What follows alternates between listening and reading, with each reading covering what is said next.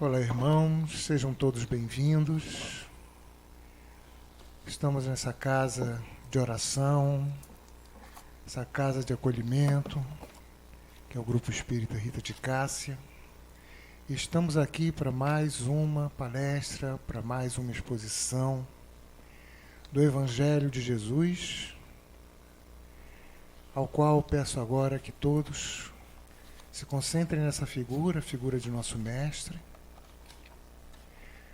para que possamos enviar as nossas vibrações, rogando a Ele. Mestre Jesus, mais uma vez, nos reunimos em Teu nome para estudarmos a Tua mensagem através dos Evangelhos de Teus Apóstolos. Rogamos a Ti, Mestre, que nos envie as Suas bênçãos e a Sua vibração nos cubra, e a todos aqueles espíritos de Tua seara, trabalhadores, que aqui estão conosco também, e que possam levar aqui, a partir do que for trazido de benefício, espraiado para todos aqueles que nos assistem nesse momento e que comungam com a nossa vibração. Que assim seja feito, Mestre. E aqui estamos, agradecendo este momento. Graças a Deus. Então vamos assistir a nossa irmã Cecília na sua exposição de hoje. Olá, eu hoje vou trazendo um tema que eu estava aqui pensando e olhando para esse salão. Vocês devem se lembrar, as cadeiras são alvas, são brancas hoje em dia, brancas, brancas, brancas. E a gente, quando faz a prece aqui, a gente fala com os encarnados e os desencarnados. E pela primeira vez aqui, fisicamente, estamos falando com os desencarnados. Então é bom a gente imaginar assim, o salão cheio de novo, né? O salão cheio, acho que fica mais fácil, porque o tema de hoje é o ponto de vista. Isso é um novo ponto de vista da gente encarar esse salão. Eu vou pensar nisso quando esse salão estiver cheio de encarnados.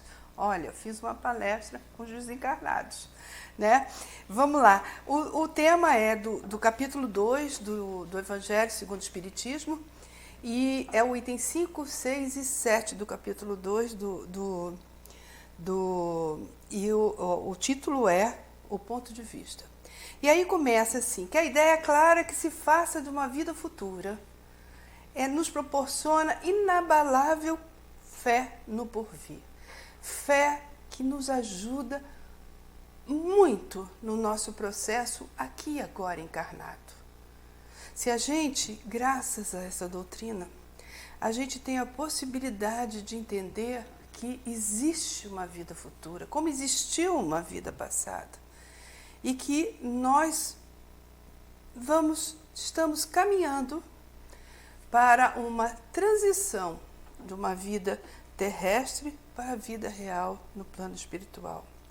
E quando a gente passa a ter fé que existe a vida futura, que é a nossa realidade, a gente começa a imaginar que nossos problemas aqui, nesse momento, são tão pequenos, são infinitamente pequenos diante de toda uma eternidade que nós temos ainda para vivenciar. E a gente fica imaginando qual seria essa vantagem de ficar imaginando, então não vou fazer mais nada, porque se existe a vida depois de lá, eu fico parada agora, eu espero eu ultrapassar para a vida de lá. Mas o resultado da minha passagem para lá vai depender exatamente do que eu faço aqui, de como eu estou me portando aqui. E esse é a grande experiência que a doutrina nos passa, que a gente precisa ter uma fé raciocinada aqui e agora. necessitar de sermos e nos prepararmos melhor. Eu fico imaginando assim, imagina se eu quero fazer uma viagem grande com a minha família. Mas eu tenho que me preparar, porque digamos que são 3, 4 pessoas, 5 pessoas na minha família, isso tem um custo. Tem que ser na hora que fulano pode parar de trabalhar, fulano pode parar de estudar, fulano pode estar apto para ir. Tem que ser a viagem dos meus sonhos, né? Porque ela vai ter um custo alto para mim.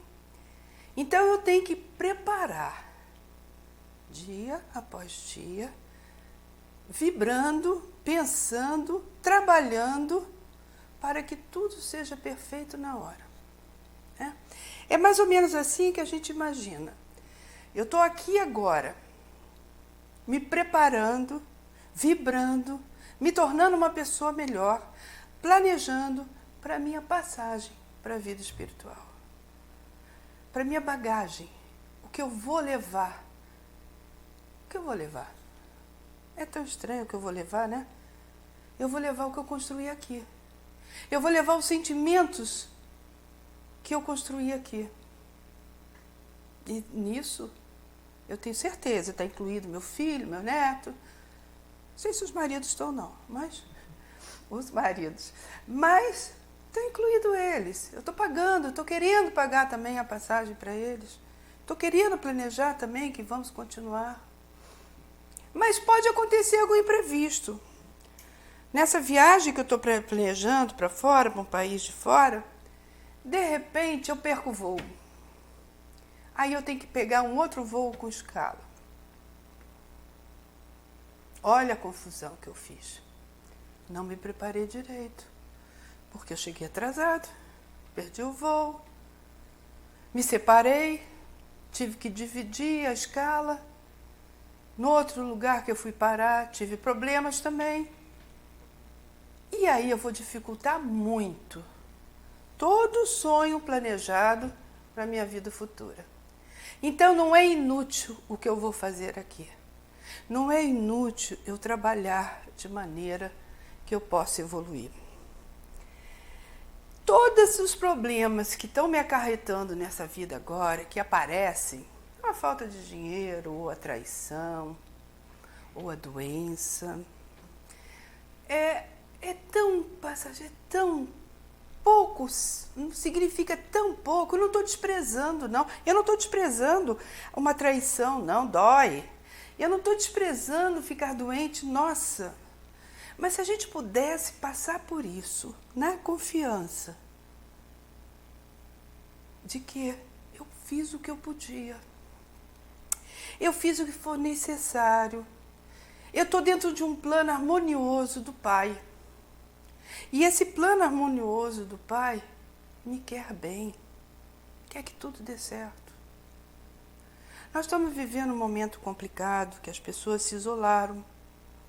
A princípio, isso choca um pouco. Mas quem encontrou utilidade nesse momento, está bem. Está bem. Porque entende que tem uma necessidade de estarmos passando por isso. Tem um motivo, tem um propósito. Pode ser de maneiras diferentes que pensamos. Pode ser de pontos de vista diferentes. Ponto de vista significa eu ter um significado para determinado assunto da maneira diferente do outro. Talvez os comerciantes, alguns, possam estar bastante prejudicados. Outros estão se reinventando. Pode ser que tudo esteja se mudando e as mentes estão trabalhando. Os espíritos internos, nós, estamos trabalhando. Quem parou de reclamar, arregaçou a manga e começou a trabalhar. Mas tem muita gente ainda que ainda não está entendendo. Ainda está reclamando. Ainda está brigando. E a gente vai brigar com o plano de Deus? Ele sabe melhor do que nós o que está acontecendo. Ele está vendo. Ele sabia, antes de acontecer, toda a espiritualidade já estava presente. A gente ainda está discutindo. A gente está discutindo que nem as autoridades estão discutindo, né? Ninguém sabe nada. Porque ninguém sabe o que vai acontecer amanhã. Aliás, nunca soubemos. Agora, mais do que nunca, estamos pensando. E não é que veio uma coisa que faz com que a gente para pensar. O que será que vai acontecer amanhã? Será que vai ser liberado o comércio? Será que não vai ser liberado? Será que todos vão perder o emprego? Será que não? Como será que vão se portar? E o que cabe a nós? Seguir. Seguir. Seguir como planejado. E como é que a gente vai descobrir qual foi o planejado? Qual foi o planejamento que nós combinamos antes de vir para cá, antes de estar aqui? Como que será que a gente planejou essa encarnação? Chega agora, a gente é obrigada a parar e pensar. Vamos fazer o nosso melhor. Orar é perfeito. Permite que a ajuda espiritual chegue, que acesse essa psicosfera da Terra.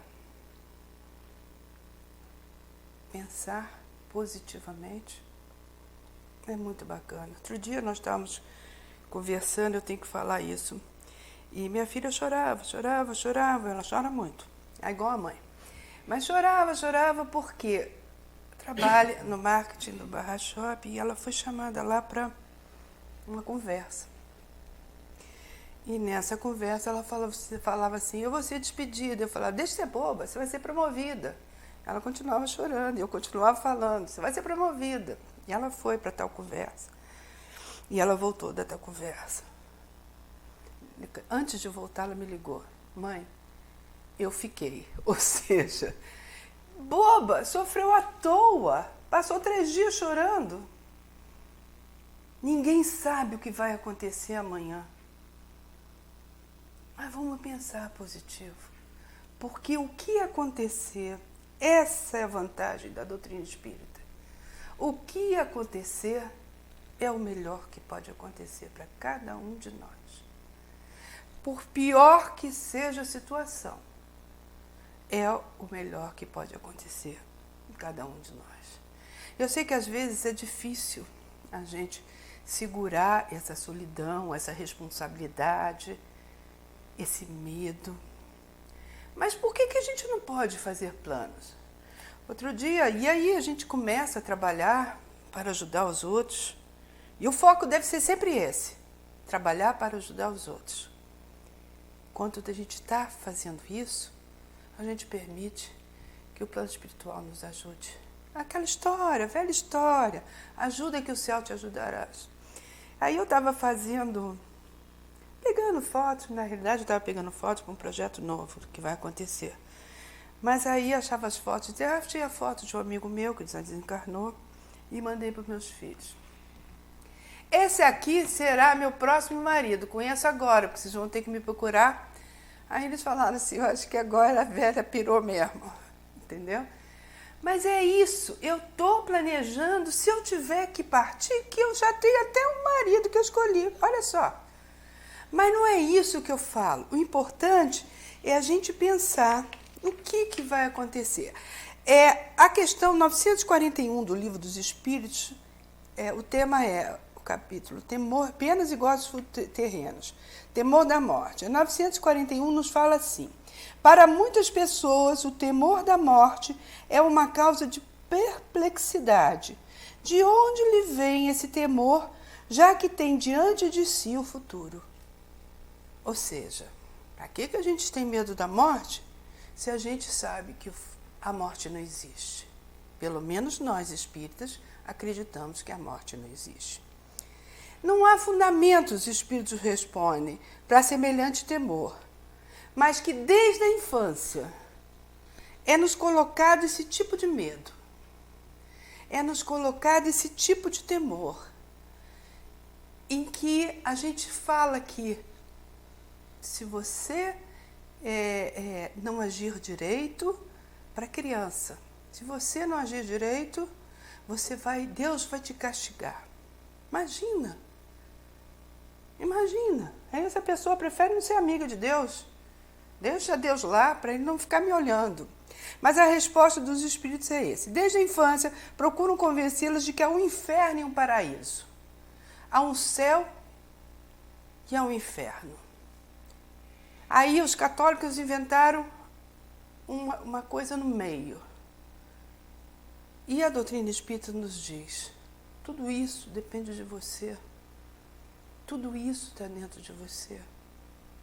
Se os teus temores, a tua consciência, os teus erros pesarem mais do que os acertos, você vai ficar mal, porque você não vai ter como esconder de você mesmo. Mas até para isso tem solução, porque sempre dá para começarmos de novo. E a questão 941, ela fala, em vez de ter, ao invés de ser, que nós ainda estamos preferindo, nesse planeta, nessa existência, ter e não ser. Como assim ter e não ser? Eu quero ainda muitas coisas materiais, o que é necessário. Eu quero viver numa casa confortável, eu quero ter um carro porque eu preciso do carro. Não precisa ser aquele carrão, mas preciso do carro. Eu quero poder ter alguma coisa que possa me deixar tranquila. É errado? Não. Desde que eu não dependa do outro para isso.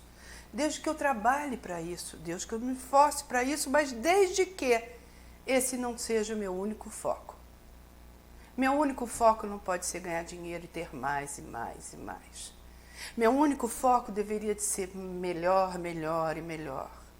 Me preparar melhor e melhor e melhor. Isso não quer dizer que eu não queira ter um plano de saúde, aliás, fantástico numa hora dessa, mas eu tenho que estar agora doída e tentando de alguma maneira não ocupar o serviço público para que os que não têm o plano de saúde possam estar recebendo a ajuda necessária. E eu tenho que fazer meu maior esforço para participar dessa ajuda. Qual é a parte que me cabe? Trancaram as velhas dentro de casa, aliás, cansaram de me chamar de idoso, agora eu tive que me convencer que eu sou. Trancaram, fica em casa, fiquei em casa. Usa máscara, passa álcool. Não cruza com os outros, não cruza com os outros. Olha para o outro, isso é importante. Mais importante do que tudo isso. Que maneira você pode fazer para ajudar o outro? Que maneira você pode fazer para que o outro consiga não ser tão humilhado numa hora dessa? Como você pode contribuir para matar a fome, matar a sede, matar a ansiedade? E se a gente parar para pensar, a gente consegue, sério mesmo, a gente consegue encontrar um mecanismo de ajudar o próximo. E a gente sabe que é o que Jesus está esperando, que a gente faça a nossa parte, que a gente pensa, nós não estamos sozinhos, nós estamos acompanhados de milhões e milhões. Se nós somos 7 milhões nesse planeta encarnados, olha só, nós temos 3 vezes mais desencarnados e todos entrelaçados num grande jogo, um sabendo mais do que o outro, um sabendo menos do que o outro, mas com uma possibilidade maior. Todos nós nos preparamos para a grande virada. Isso é fantástico. E a gente não para pensar o quanto essa união é fantástica. Eu, nessa encarnação, eu sei que eu tinha que me preparar muito mais. Eu não me preparei. Eu digo assim no sentido de, eu tenho muita vontade, tinha muita vontade de ter ritmo. Eu nunca passei de meia dúzia de aula de piano até aprender a Deus Sarita. Depois eu quis muito cantar, então fazia que os meus jovens cantassem, eles mandavam, cala a boca, Cecília. Mas, quem sabe na próxima, isso é um desejo também para a próxima, que eu tenha ritmo. Mas eu digo assim, uma pessoa para ser bom, como alguns, esses que estão sendo agora responsáveis para descobrir a cura, o remédio, a vacina, para lidar com a ansiedade, o medo e a doença, essas pessoas, elas se prepararam muito em outras encarnações. Elas vieram se preparando e Deus colocou eles nessa hora com a gente. E é muito bom saber que eles estão em evolução, preparando tudo, porque é essa parte que cabe a eles. Mas aí tem um momento que a gente para. Se os médicos, enfermeiros, condutores, os lixeiros, não é lixeiro que fala não, né? Os garis, eles estão trabalhando para nós. Eles estão fazendo o que é de melhor para nós. Gente, o que eu estou fazendo para os outros? O mínimo dos mínimos. É hora de começar a pensar. Mas voltando ao tema, do ponto de vista, eu me lembro de um conto de Divaldo sobre o ponto de vista em que ele está lá na casa dele e aí uma senhora chega para conversar com ele e fala: seu Divaldo, eu tenho 5 ou 3 filhos, não me lembro, e eu vim aqui porque eu gostaria de lhe dar os filhos. Minha senhora, eu não posso receber teus filhos. Eu não tenho nada contra eles, mas eu não posso receber teus filhos. Não, Divaldo, eu tenho que lhe dar. Eu tenho que entregar meus filhos. O Divaldo falou: não, minha senhora, eu não tenho, minha casa já está lotada, eu não tenho mais como receber de ninguém. Não, mas o padre lá da esquina disse que o senhor recebe as crianças. Aí ele ainda pensou com ele mesmo: mas o padre, em vez de atender, manda para eu atender?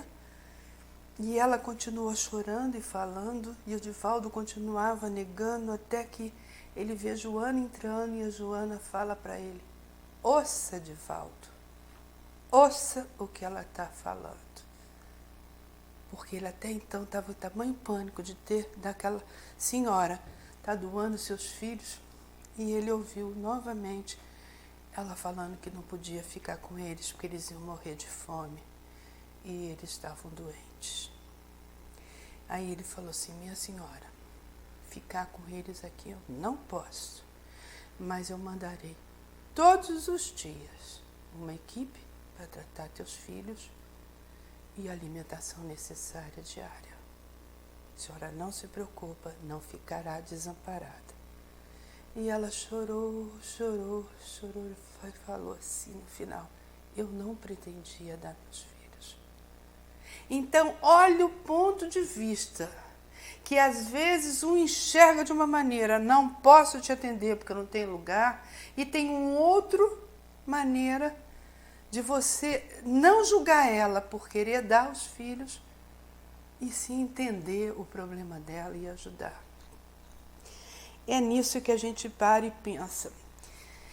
E aí a gente pensa assim: a vida futura é a nossa realidade, é a nossa meta. Então, vamos nos preparar para ir para lá. No encontro que tivemos sobre morte, algum tempo atrás, quando a gente fazia ainda com as crianças, bebês, todo o encontro do carnaval, a gente chama de carnaval, mas é do Livro dos Espíritos, um dos temas era a morte. E uma criança, uma mãe chegou em casa, meu filho ficou doente.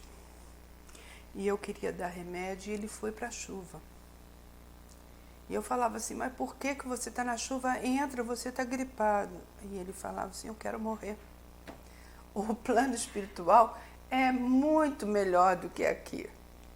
Olha só, outro ponto de vista errado, porque não temos um raciocínio fechado. Ele aprendeu no encontro que o plano espiritual era legal. Tinha festa, tinha gente para cantar e brincar com as crianças. Então, a vida dele era no casebre, no morro. Então, ele achou melhor, por bem, é melhor eu morrer mesmo e ir para lá. Então, como temos esses pontos de vista e não vamos ter nunca certeza, porque por mais que a gente evolua, por mais que a gente cresça, tem sempre um estágio a mais para a gente seguir. É a história do monte. Se eu vejo hoje em dia, eu estou no meio de uma cidade, e assim diz o texto, eu estou no meio de uma cidade, e essa cidade é cheia de estátuas, de objetos, de gente, e eu acho tudo grandioso, aqueles prédios altos, as estátuas gigantescas, aquelas coisas bonitas, florestas, tudo bonito. Quando eu subo mais adiante, quando eu vou ver mais do alto, eu não distingo nada disso. Eu distingo um monte de pontinhos, um monte de fervilhados. A gente vê de vez em quando a gente vê fotos de trânsito, etc., só aqueles sinais vermelhinhos. A gente não vê o tipo do carro, nem o carro. Tudo fica insignificante quando a gente sobe um pouco mais e um pouco mais. O nosso orgulho vai diminuindo, porque a gente vai ver que a gente é pequenininho e que todos somos iguais. Não tem o melhor, não tem o mais rico, não tem o mais poderoso, não tem o que sabe mais. Não temos como. Eu me lembro de uma vez, eu sou engenheira e trabalhava como arquiteta para uma firma multinacional. E na inauguração, e que foi nos Estados Unidos, teve um discurso, o presidente dessa multinacional foi visitar o lugar da fabricação dos foguetes da NASA, mas bem no miolo da fábrica dos foguetes da NASA. E entrava num salão, entrava num corredor enorme, e o salão era um salão vazio, assim, e ele encontrou um único senhor varrendo o salão. E ele olhou para aquele senhor, para fazer graça, como qualquer político, e falou assim: boa tarde, senhor. E o senhor fazendo aqui o quê? Ele falou assim: colocar o foguete na Lua. Era a parte que lhe cabia de colocar o foguete na Lua. A função dele era varrer. E ele estava fazendo bem feito e com orgulho. E se a gente parar para pensar do alto, do alto, do alto, se nós fizermos a nossa parte com prazer, com sinceridade, o trabalho é leve. Se alguém passa na rua, a gente toda de branco, e joga aquele carro na lama de propósito e suja a gente toda de lama, que é isso? Mas a gente pode ter várias reações.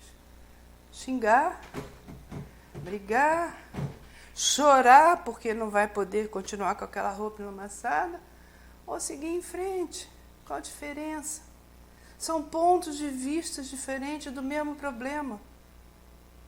E a gente deve, de todas as maneiras, pensar que isso é melhor. Mas não é só porque a gente vai pensar que existe uma vida futura.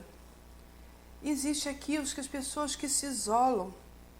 Essas pessoas que preferem, já que eu tenho uma vida depois, e essa vida para mim agora não está nada boa, nada boa. Eu não tenho o marido que eu quero, não tenho o filho que eu quero, não tenho o trabalho que eu quero, não tenho a casa que eu quero. Então eu me isolo. Eu fico quieta sem fazer nada, sem mexer, sem fazer nada. Parece que tem um espinho me espetando e eu não tiro ele porque não vai adiantar. E aí o que acontece? Eu me torno cada vez mais egoísta. O que eu deixei de fazer, que eu tinha que fazer e deixei de fazer, vai me pesar na vida futura. Vai me atrapalhar na vida futura. Vai ter aquela escala que eu falei, vai ter uma escala no meio do caminho. E essa escala pode mudar todo o significado do meu planejamento. E pode me tornar infeliz. Aí a gente fica imaginando, os monges é muito importante. Os monges se reúnem e eles ficam nos seus lugares de reza. E ficam lá e olham para o céu, e olham para a terra, e olham para o céu, e rezam pela gente, e rezam. O que eles ganharam nessa existência? O que eles puderam fazer de útil para alguém? Nada. E aí? Como é que eles podem responder depois? Não, mas eu orei muito. Eu orei tanto que meu joelho se feriu de tanto que eu olhei. Não adiantou nada. Perdeu uma encarnação. O homem assume, então, a tarefa de que ele deve fazer, ele deve trabalhar. Quando eu era mais nova, eu estudei na escola André Murray, e naquela época que eu estudei, tinha divisão de clássico e científico. Eu, como detestava português, dá para sentir quando eu falo, eu fiz científico.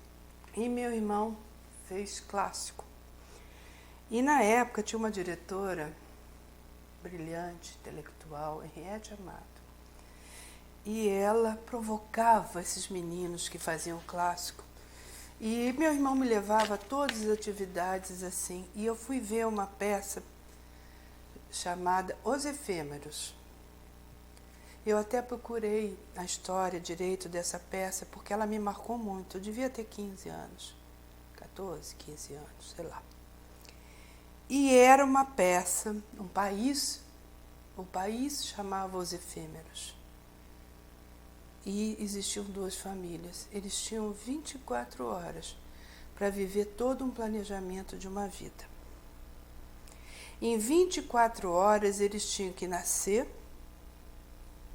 batizar, estudar, se formar, conhecer seu futuro marido, ficar velho, ficar decrépito e morrer em 24 horas. E os personagens faziam de tudo para que a gente entendesse e a gente via.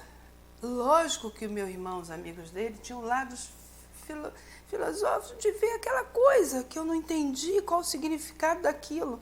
Mas eu só entendi assim, se eles só tinham 24 horas, por que brigaram tanto? E eram horas cronometradas. Você tem 5 minutos para ser bebê, 10 minutos para ser batizado, 15 minutos para ir. Eram horas cronometradas. E eles brigavam entre si, se odiavam entre si. E eu não conseguia entender o sentido. Podiam ter vivido esse tempo com harmonia, sem brigar, sem se ofender, sem roubar, sem trair. Traduzindo, e eu lembrando, tendo que estudar esse tema, eu falava assim, gente, se eu vivo aqui, o que eu vivo numa existência, se eu vivo 100 anos, 100 anos, será que eu vivo? Se eu vivo 100 anos, é nada perto da eternidade que eu vou viver. É como se fosse no país dos efêmeros. Para que eu vou perder tempo brigando, discutindo, me magoando? Eu não falo com você. Você me traiu. Oh, traiu. Azar teu. E essa foi sempre a minha dificuldade no entender. Mas é fácil? Não, não é fácil. No ponto de vista futuro, tem para o homem uma outra consequência imediata. Imediata. A de lhe tornar suportáveis as tribulações da vida. Todos os problemas da vida te tornam menor. Por quê? Você tem uma eternidade para resolver. Você tem uma eternidade para fazer o outro que te traiu crescer, se arrepender e se reconciliar. Nem que seja na próxima ou na próxima encarnação, na próxima ou na próxima. Outro dia eu estava vendo um debate de espíritas e aí a pergunta era tão brava e todos tinham que dar sua opinião sobre isso. Aí teve um que pegou e falou assim, só tem uma solução, reencarnação. Reencarna que começa tudo de novo. Essa era a peça dos efêmeros, no país dos efêmeros. 24 horas, você não conseguiu resolver em 24 horas, perdeu a oportunidade. Vai ter que reencarnar e começar tudo de novo. E às vezes, naquele grupo que você vai começar tudo de novo, teu grande amor não perdeu tempo. E ele segue. É a tal da escala que você parou no meio do caminho, mas o outro pegou o voo porque não chegou atrasado. E aí vai ficar difícil de você encontrar. Mas tudo tem jeito para Deus. Tudo tem jeito. Se a gente pensar que a gente está preparado para muito mais, a gente começa a fazer agora o que tem que fazer. Sempre é bom começar agora o que tem que fazer. Na realidade, o ponto de vista, ele tem um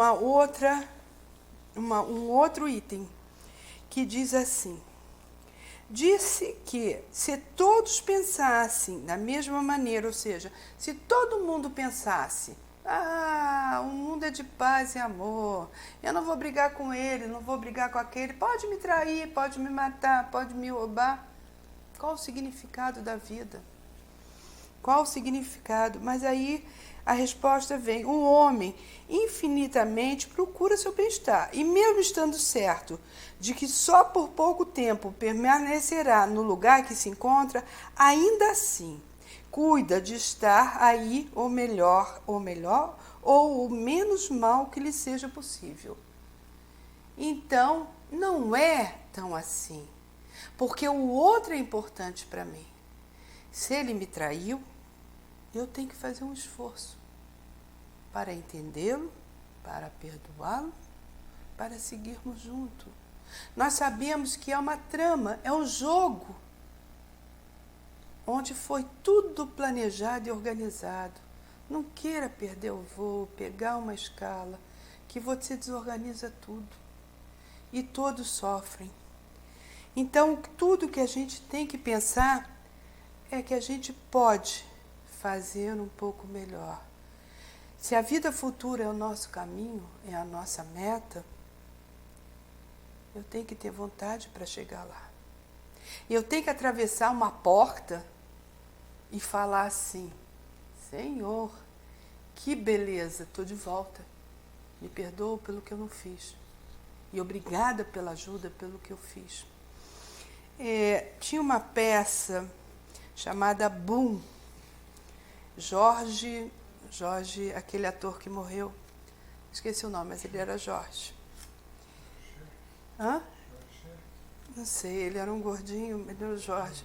Ele fez essa peça chamada Boom, e num dos atos da peça era um avião que caiu e ele estava no plano espiritual esperando chegar os desencarnados desse voo. E primeiro chegou todos, a classe econômica, etc., tudo cabisbaixo, tudo amuado, tudo de cabeça baixa. E foi entrando, e foi entrando. E a Nilson, ele disse que viu entrando Machado de Assis. Ele falou assim: nossa, Machadão, eu nunca li um livro dele. Ai, meu Deus, ele vai me reconhecer aqui. E aí, logo depois, entrou a primeira classe. E aí, quando entrou a primeira classe, eram todos de nariz em pé, todos empinados. E ele não resistiu. Ele tinha acabado de se esconder de Machado de Assis e ele não resistiu. Cara, vocês estão ferrados, ó. Todo mundo igual, tudo morto, tudo morto. E acabou com a empáfia da primeira classe, chegando com privilégio. O privilégio que nós vamos ter, a saúde mental que nós temos. Porque, como a gente diz, a gente pensa muito. A gente não para de pensar, graças a Deus. Mas o pensamento é o sentimento que coloca um pensamento em movimento. Se eu penso, o que eu penso não é muito bacana, o meu sentimento, o meu pensamento pode pensar qualquer coisa. Eu posso pensar, naquele caso da lama, molhando inteira a pessoa, toda de branco, eu posso pensar muita coisa ruim, xingar, me vingar, etc, etc. Mas posso pensar assim: Senhor, proteja essa pessoa porque ela está desesperada para chegar, para salvar a sua mãe. O meu sentimento não é de raiva, é de entendimento da situação. Então, se eu penso que coisas ruins, eu posso bloquear, porque é o meu sentimento. Ai, como a situação nesse Brasil está ruim. Eu posso pensar: não, a situação é para melhor. Tudo vai ser resolvido, por mais que pareça que está difícil. Está difícil. Está difícil por todos os lados, político, econômico, de saúde. Mas se eu pensar que todo mundo, e todo mundo é todo mundo, vai sair melhor dessa. Jesus falava que não ia esquecer uma só ovelha. Ele ia ficar até os últimos dias conosco e não ia esquecer de ninguém. Então todos, os 20 e tantos mil humanos nesse planeta, tanto os encarnados como desencarnados, 20 e tantos milhões, todos serão atendidos e recebidos com seu peso de vitória ou seu peso de desastre. Mas mesmo os que fazem desastres serão atendidos e acolhidos da melhor maneira possível para aprenderem e retornarem a fazer parte do jogo da vida. Hoje de manhã eu recebi nós fazíamos uma vibração, e eu recebi esse texto que era para vibração, que dizia assim: é o mesmo. É do Pai Nosso, no capítulo 150. Ninguém despreze os valores da confiança. Servo algum fuja ao benefício da cooperação. Quem hoje pode dar algo de útil precisará, possivelmente, amanhã, de alguma colaboração essencial. Todavia, por enriquecer-se alguém de fraternidade e fé, não ouvide a necessidade do desenvolvimento infinito do bem. Os obreiros sinceros do Evangelho devem operar contra o favoritismo pernicioso. A lavoura divina não possui privilegiados, não tem primeira classe. Em suas sessões numerosas, há trabalhadores mais devotados e mais fiéis. Contudo, esses não devem ser categorizados à conta de fetiches, e sim respeitados e imitados por símbolo de lealdade e serviço. Como nós temos exemplos bons, gente. Como nós temos exemplos bons para serem respeitados, imitados. Criar ídolos humanos é pior que levantar estátuas destinadas à adoração. O mármore é impassível, mas Acabou? O mármore é impassível. Mas me perdi aqui, gente. O mármore é impassível, mas o companheiro é nosso próximo, de cuja condição ninguém deveria abusar. Pague cada homem o tributo do esforço próprio à vida. O Supremo Senhor espera de nós apenas isto, a fim de converter-nos em colaboradores diretos. O próprio Cristo afirmou que o mesmo Pai que distingue ama igualmente a humanidade. O próprio Cristo, o Deus que inspira o médico, é o que ampara o doente. Não importa que asiáticos e europeus designem sob nomes diferentes, invariavelmente é o mesmo Pai. Conservemos, pois, a luz da consolação, a bênção do concurso fraterno, a confiança em nossos maiores e a certeza na proteção deles. Contudo, não olvidemos do dever natural de seguir para o alto, um monte sempre mais alto, um ponto de vista sempre mais alto, utilizando nossos próprios pés e não dos outros. Benção a todos, proteção para o nosso planeta e sejam otimistas. Obrigada. Obrigado, Cecília. Desculpa o lembrete do tempo da gravação. Mas muito bom esclarecimento da necessidade que temos de olharmos mais para nós mesmos, de entendermos mais as coisas que nos acontecem e as nossas reações diante delas. Sabemos, Senhor, que estamos em nosso momento de testemunho. E por isso, Senhor, elevando o nosso pensamento a Ti, nosso Mestre Jesus, queremos deixar claro que o nosso Deus Pai amantíssimo sabe muito bem, e nós estamos vivendo os seus desígnios que orientam todo o universo. E aqui na Terra nós não somos diferentes. Abençoa-nos durante esse período de prova mais acentuado. Abençoa-nos porque este período é um período muito favorável para que se explicitem mais os nossos próprios problemas e as nossas próprias necessidades de evolução.